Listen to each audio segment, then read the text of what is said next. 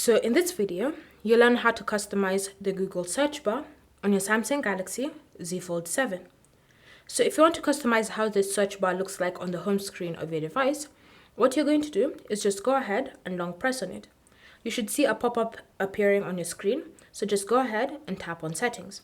From here, you can now customize the color, the transparency, as well as adding any shortcuts that you want, such as Google Translate, Song Search, or even Google Lens. So if you want to change the theme or the color, you have different options available.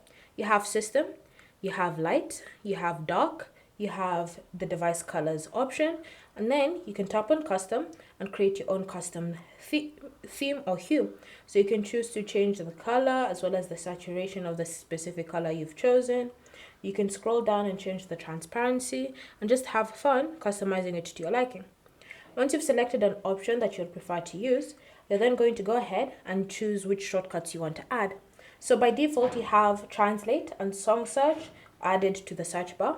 But if you want to add more, you can just tap on this plus icon, and then you can see all other Google services you can add to the search bar.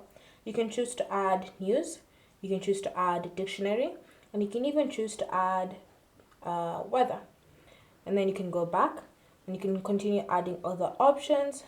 And then once you're finished with the customizations that you've made, you can then just go ahead and go back.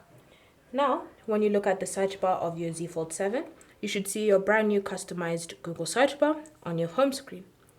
Thanks for watching. If you have any questions or comments, leave them down below and we'll get back to you.